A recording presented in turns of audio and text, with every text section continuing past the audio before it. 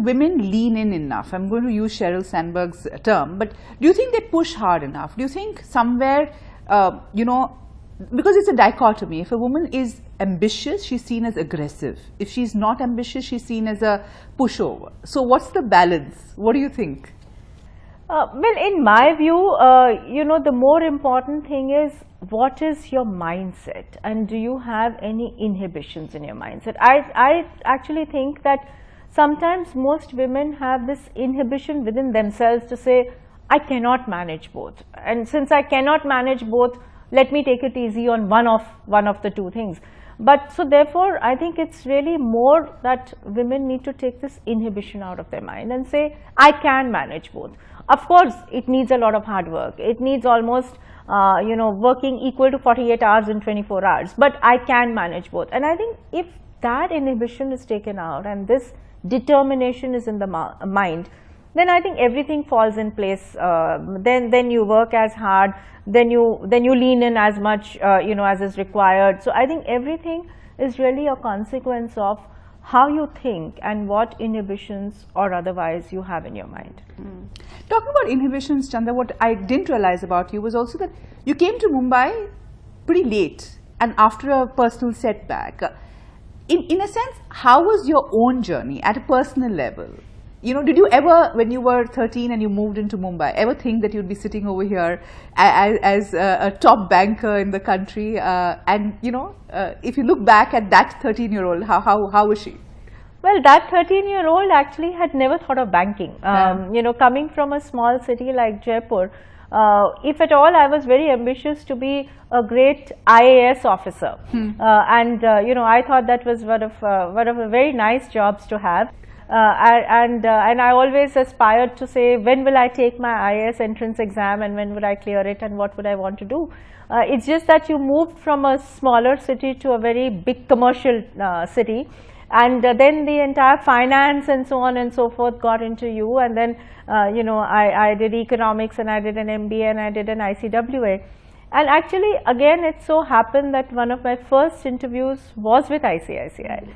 And I got the job and I accepted it, and then I kept moving. So I don't think there was a larger plan. Or yes, absolutely, no. You think the current generation, you have a daughter, so is the current generation far more sure of what they want to do? Is that a good thing, or does that limit them in a certain way? No, I think the current generation again actually is very aware of what their options are and what they would want to exercise as their options. Frankly, at our time there were much fewer options than what exists today.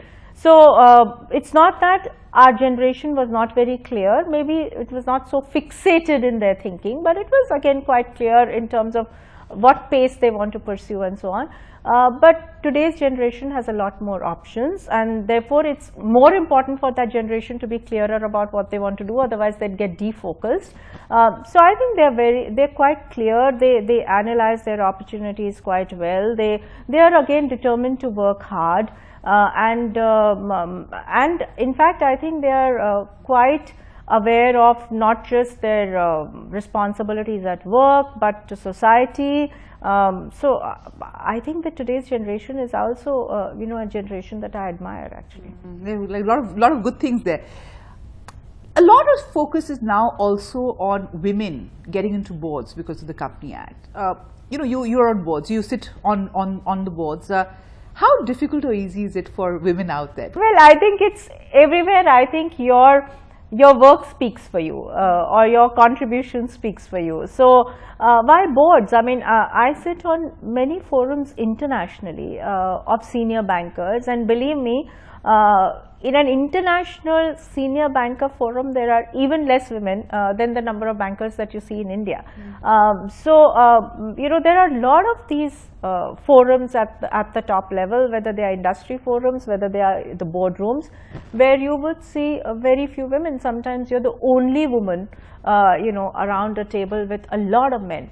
But I think at least since I've been used to working in a gender neutral environment, this fact doesn't strike me or inhibit me, and as long as you're good at your work, you're talking sense around the table, and you're making sense about what you're speaking, everybody listens to you. So finally, it's your capability that takes Absolutely. you there. But do you think imposing a quantified quota for something like that is a good thing? Because in India, there's one way you can say that, hey, I'm a feminist, I believe in gender neutrality, but there are a large number of sectors which need representation. Do women over there need push up?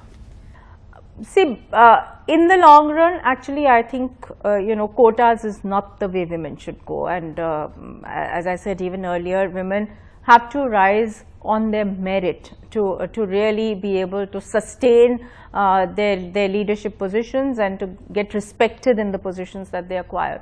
So that's my broad answer. But yes, in some areas, in some companies, in some smaller cities, and in some segments where women have just not been able to participate, maybe to start with an entry with that special effort of saying, let's at least get so many women, maybe that can be a good starting point. But in my view, that's really not the long-term viable solution. The last two questions. If you had a word of advice to give, I'm going to give you two situations. One, a young girl who's coming in from an MBA school and looks up to you and says, hey, one day I want to be Chanda Kochhar. And the other, a working mother who's really finding it difficult to balance. What would your advice to the two be? Well, to both of them, I would say that one, just put your hand on your heart and say that, are you putting it enough, up to your potential? If you think that you're doing enough as per your potential and still your circumstances are such that you cannot manage, a job and a family, I don't think there is reason to brood, because there is nothing like wrong or right. But I only say that, don't give up on something because you think you cannot do it.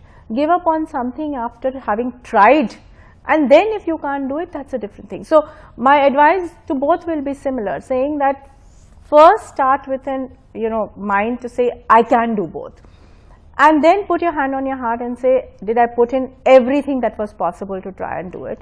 After that, I think whatever your circumstances lead to, they would have been the right circumstances for you.